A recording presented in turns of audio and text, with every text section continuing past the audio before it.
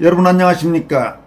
현직 헌법재판소 공무원으로 소셜미디어 공간에서 영향력이 적지 않은 디지털 논객 이윤성 사무관이 진중권과 한동훈 언더 73 패거리들은 우파의 정신이 별로 없는, 그냥 남을 까기 좋아하고 배신을 잘하며 의리 없는 입만 사른 자들에다 권력만 탐하는 자들이라면서 이들을 이제 우파에서 내칠 때가 됐다고 강조했습니다. 언더 73은 최근 여러분에게 전해드렸지만 한동훈계 국힘 전 당협위원장이나 당직자들이 만든 유튜브 채널로 저열하기 짝이 없는 인신공격에 명예훼손 성격의 내부 총질 해당 행위 썸네일 영상이 많아 제2의 당원 게시판 사태로까지 불리고 있습니다. 또 오상종 자유대한호국당 대표는 국민의힘 당원 게시판 조작 사건을 반드시 당무감사로 밝혀야 한다고 말했고, 박민영 국힘 대변인은 한동훈 일당은 민주당보다도 더 악랄하게 국민의힘 지도부를 비난하며 망하라고 고사를 지내고 있다고 질타했습니다. 먼저 디지털 논객 이윤성 씨는 오늘 자신의 소셜미디어 게시글을 통해 2019년 조국이 법무부 장관에 임명된 이후 좌파에서 우파로 넘어온 사람들이 제법 있다. 당시에는 이제라도 정신을 차려서 다행이라고 생각을 했었지만 요즘 그들이 하는 행태는 그리 마음에 들지 않는다라고 밝혔습니다. 이윤성 사무관이 밝힌 대표적인 사람들이 바로 진중권이나 김경률 이런 사람들입니다. 그는 또 윤석열 대통령이 민주당의 친중 친북 행태와 방탄 탄핵을 한 것에 대하여 계엄을 한 것은 계엄을 선언한 타이밍도 부적절하고 수단도 부적절하기는 하지만 심정적으로는 이해할 여지가 있는 부분이라면서 윤석열 대통령을 비난하기에 앞서 우선 몰래 친중 친북 정책을 도입해온 민주당을 비판해야 한다. 중국 간첩을 처벌하기 위한 형법 개정을 반대한 것, 마약 수사 예산을 삭감한 것, 드론 개발 예산, 킬체인 미사일 개발 예산, 원전 연구 개발 예산을 삭감한 것은 이적 행위이나 윤석열 대통령을 비판하는 우파들은 여기에 대해 민주당을 충분히 공격하지 않았다고 지적했습니다. 이어서 2019년에 이들이 넘어올 때에도 이들이 오랫동안 노무현과 문재인을 지지한 사람들이기에 나는 이들에 대한 신뢰가 별로 없었다. 노무현이 1심의 간첩 사건을 묻어도 찬성했을 것이고 만경대 정신 이어가자는 말을 한 강정구를 구속하는 것도 반대했을 것이다. 이명박 정권 때 광우병 시위에도 열심히 참여했을 것이다.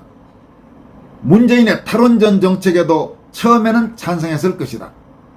기본적으로 머리가 나쁜 사람들이지만 조국 사건에서야 일말의 양심을 보인 것뿐이라고 진중권이나 김경률을 지적했습니다.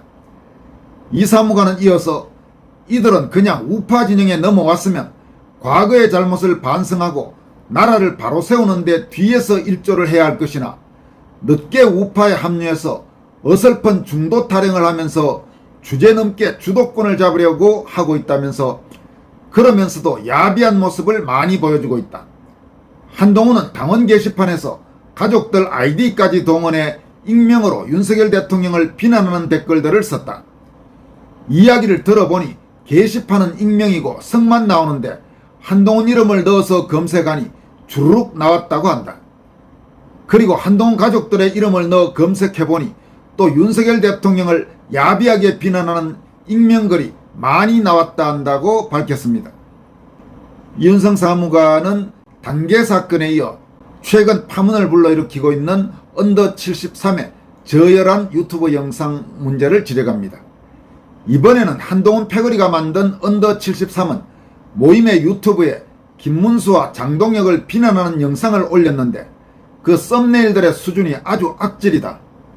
과거 좌파들이 박근혜 대통령을 조롱할 때 썼던 그림들과 비슷하다라면서 적을 공격할 때 그렇게 하는 것은 안정권 같은 삼류 선동가들이나 하는 것이지 국회의원이 되고 싶은 자들이 그런 삼류 그림을 쓰는 것은 자질이 한참 떨어지는 것이다. 적도 아닌 자기 당의 사람들을 비판하는데 야비한 수단을 썼다고 비판했습니다. 이어서 진중권, 한동훈, 언더 73 패거리들은 이제 우파에서 내칠 때가 됐다. 우파의 정신이 별로 없는 그냥 남을 까기 좋아하고 배신을 잘하며 의리 없는 입만 사른 자들이다. 나라를 위하는 마음도 별로 없이 권력만 탐하는 자들이라면서 우파에는 오랫동안 극우 이야기 비난을 들으며 오랫동안 나라를 위해 싸운 사람들이 많다. 이들을 좀 더 대우해 주어야 할 때다라고 강조했습니다.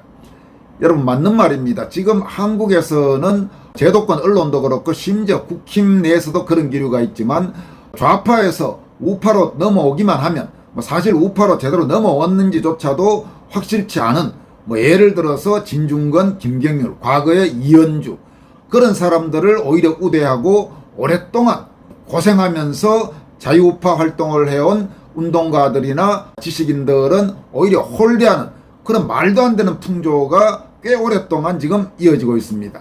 그런 부분에서 이윤성 사무관은 진중권이니 김경률이니 혹은 언더 73이니 혹은 그들의 지금 정점격이라고 할 수 있는 한동훈이니 이런 자들은 이제 우파에서 내치고 제대로 오랫동안 풍찬노숙하면서 자유민주주의와 법치주의를 지키기 위해 노력해온 정통 우파 세력을 우대해야 한다. 이렇게 강조하고 있습니다. 전적으로 공감할 수 있는 내용일 것입니다. 또 요즘 국민의힘 젊은 피로 상당한 주목을 받고 있는 박민영 국민의힘 대변인은 지방선거에서 국민의힘이 대패하면 한동훈의 공간이 생길 수 있다. 이런 식으로 주장하고 있는 한동훈 주변 인간들의 말을 소개하면서 한동훈의 복귀를 위해 국민의힘이 지방선거를 대패해야만 한다는 말로 들린다. 실제로 한동훈 일당은 민주당보다도 더 악랄하게 국민의힘 지도부를 비난하며 망하라고 고사를 지내고 있다고 지적했습니다. 이어서 스스로 값어치를 증명하는 게 아니라 남을 음해하고 당을 망치는 방식으로 입지를 찾으려 하니 정치가 아닌 조악한 검사질을 하고 있다 말하는 것이다 라고 비판했습니다. 박 대변인은 또 한동훈은 이미 보통의 사람들은 감히 상상조차 할 수 없는 특혜와 기회를 얻었다. 그리고 번번이 실패했다라면서 당이 망해야 한동훈이 산다는 뒤틀린 동기를 급기야 언론을 통해 재불재불 떠들고 다니는 한심한 참모들이 곁에 있는 한 100번 1000번을 더해도 결과는 똑같을 것이라고 비판했습니다. 박 대변인은 그러면서 자기만 살겠다며 숙주를 파괴하고 자연치유조차 불가능한 질환을 암이라고 한다. 단일되어 국민의힘에 그러한 암적 존재들이 발디딜 공간은 없다라고 역설했습니다. 또 자유우파 시민단체인 자유대한호국당, 그동안 정말 풍찬노숙하며 오랫동안 자유민주주의를 지키기 위해 아스팔트에서 치열하게 싸워온 자유대한호국당의 오상종 대표는 국민의힘 당원 게시판 조작 사건 반드시 당무감사로 밝혀야 하는 이유라는 제목의 성명을 오늘 발표했습니다. 오상종 대표는 아까 이윤성 사무관이 말한 바로 지금 국민의힘이 이제 제대로 대우해야 하는 대표적인 유형의 활동가라고 할 수 있습니다. 오상종 대표는 오늘 성명서에서 지난해 11월 11일 자유대한호국당은 국민의힘 당원 게시판에 올라온 한동훈 명의의 게시글과 관련해 피해자를 윤석열 대통령과 한동훈 대표로 고발장을 접수하였고 불과 이틀 만에 고발인 조사가 이루어졌다. 이는 경찰이 사건을 중대하고 시급한 사안으로 인식했음을 보여준다. 이어 19일에는 진원정, 진영구 등 한동훈 당시 당대표 가족과 동일한 이름을 사용해 게시글을 작성한 이들에 대해서도 추가 고발을 진행했었다고 밝혔습니다. 여기서 지금 오 대표가 이 당계 사건과 관련해서 피해자를 윤석열 대통령과 한동훈 대표로 해서 고발장을 접수한 것은 윤석열 대통령이 피해자라는 것은 여러분이 너무나 잘 아실 거고, 왜 한동훈이 피해자냐, 한동훈은 가해자가 아니냐, 이렇게 당연히 생각하실 수가 있을 겁니다. 물론 오 대표도 기본적으로 그런 생각을 갖고 있죠.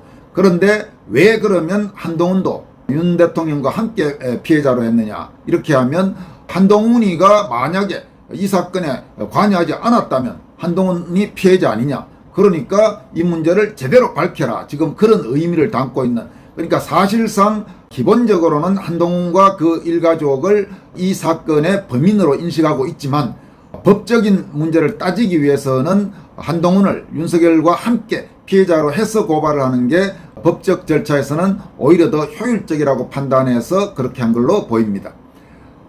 오상종 대표는 문제의 게시물들은 윤석열 대통령과 영부인을 근거 없이 비방하는 동시에 한동훈 당대표를 축혀 세우며 당정 간 갈등을 부각시켰다.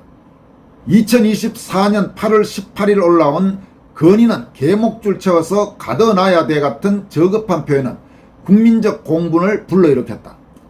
이는 단순한 익명 글쓰기가 아니라 의도적이고 조직적인 여론 조작이었다. 그럼에도 불구하고 당시 국민의힘 지도부는 적극적으로 대응하지 않고 책임 회피로 사건을 축소 은폐하려 했다. 실명 인정이 필수인 당원 게시판에서 당대표 가족 이름으로 대통령 비방글이 올라왔음에도 익명 게시판인데 뭐가 문제냐는 식의 태도를 보인 것은 국민을 기만한 것이라고 비판했습니다. 이어서 한동훈 전 당대표의 말대로라면 그와 그의 가족들은 억울하게 누명을 쓴 피해자여야 한다. 그렇다면 마땅히 진상을 규명하고 적극적으로 해명했어야 한다. 그러나 실제로는 사건을 덮고 문제 제기를 차단하려 했으며 끈끈이 대응하지 않겠다는 발언으로 사안을 가볍게 넘겼다. 이 모순된 태도는 오히려 한 전 대표와 그 가족들이 당계 조작 사건에 직접 연루된 것이 아닌가 하는 의구심을 불러일으킨다라고 지적했습니다.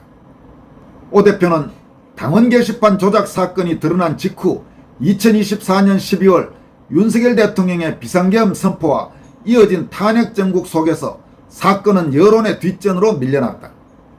이어 한 전 대표가 국회에서 이재명과 다정히 악수하는 장면은 당원들의 분노를 자극했고 결국 그는 당대표 자리에서 물러나게 되었다. 그러나 그 후에도 정치적 입지를 유지하려 했으며 9달이 지난 지금 새 지도부의 출범과 함께 이 사건은 다시 수면 위로 떠오르고 있다. 당계 조작 사건은 결코 일시적 해프닝이 아니라 국민의힘 정상화를 위해 반드시 짚고 넘어가야 할 과제이며 더 이상 덮어둘 수 없는 문제라고 밝혔습니다. 이어서 윤석열 대통령의 비상계엄령 선포 명분은 분명했음에도 불구하고 당은 대통령에게 힘을 실어주지 못했다. 내부의 배신자들이 갈등을 부추기고 국민 여론을 혼란에 빠뜨렸으며 민주당의 내란 프레임에 놀아난 결과 대통령은 탄핵당하고 고립되었다. 지금 윤 대통령 부부가 구속까지 몰린 것 또한 당이 병들고 제 역할을 다하지 못했기 때문이라고 규탄했습니다. 오상종 대표는 당원 게시판 조작 사건은 대통령을 흔들고 당을 무너뜨리며 자유대한민국의 건강을 위협한 중대한 범죄다. 그럼에도 불구하고 당은 지금까지 이를 방치하거나 은폐해왔다. 이제 새 지도부는 결단해야 한다. 즉각 당무감사를 실시해 서버를 전면 조사하고 모든 로그 기록을 확인해 작성자를 특정해야 한다. 악의적 여론 조작에 가담한 자들은 반드시 고발해 책임을 물어야 하며 언론과 결탁한 내부 분탕 세력 또한 단호히 척결해야 한다. 이 사건에 연루된 모든 자는 공범이며 결코 책임에서 벗어날 수 없다고 역설했습니다. 오상종 대표는 마지막으로 한동훈 당계 게이트는 단순한 내부 잡음이 아니다. 이는 당정 간 갈등을 조장하고 대통령을 고립시키며 자유대한민국의 민주적 질서를 흔든 명백한 범죄다. 계엄과 탄핵 정국 속에 묻혀있던 이 사건을 반드시 바로잡아야 한다면서 이제 새 지도부가 중심이 돼 국민의힘이 자정 능력을 회복하고 다시 국민의 신뢰를 얻는 정당으로 거듭나길 기대한다라고 밝혔습니다. 여러분, 한동훈과 그 일당의 악행은 정말로 심각한 것이었습니다. 얼마 전 소개해드린 대로 최근 차기원 변호사가 한동훈을 우익진영 내 불가촉 천민이라고 질타한 바가 있죠. 이 내용을 권순할TV가 처음으로 소개한 뒤에 상당히 많은 우파 성향 시사 유튜브 채널에서 일제히 인용해서 보도를 하고 있습니다마는 한동훈과 그 일당들이 한국의 자유우파 진영과 국민의힘, 나아가 국가에 미친 악영향과 폐해는 엄청나게 큰 것입니다. 그리고 시간이 지난다고 해서 저들의 체질이 개선되기를 기대하는 것은 아마 연목구호일 것입니다. 장동혁 신임 국민의힘 당대표의 대표 당선 후 행보와 관련해서 요즘 기대와 함께 우려와 비판의 목소리도 조금씩 커지고 있습니다. 김도읍 정책위 의장 선택까지는 그래도 용인할 수 있는 수준이지만 만약에 지명직 최고위원회 탄핵을 반대한 정치인이 아니라 최근 일각에서 흘러나오고 있는 김재섭이나 김용태 같은 자를 선택하거나 한동훈 일가 연루 의혹이 농후한 당원 게시판 게이트 당무감사와 진상규명을 설거머니 포기하고 면죄부를 줄 경우 장동혁은 당대표 선출 과정에서 그를 압도적으로 지지했던 자유파 당원들과 시민들로부터 바로 외면당하고 정치적 입지가 현저히 좁아질 것입니다. 최근 지금 여러 가지 이야기가 나오고 있지만 아직 확실치가 않기 때문에 그에 대해서 단정하고 말하는 것은 아직은 조심하겠습니다만은 무슨 의미인지는 충분히 알 것입니다. 불과 석 달 전인 6.3 대선에서 전체 유권자의 41% 이상의 득표를 올렸던 김문수 후보가 한순간에 추락해 예상을 깨고 당대표 선거에서 낙선한 것이 무엇을 의미하는지 장동혁 신임 대표는 정확히 그리고 똑똑히 인식해 두길 바랍니다. 지금까지 권순할TV였습니다. 시청자 여러분 그리고 후원자 여러분 고맙습니다.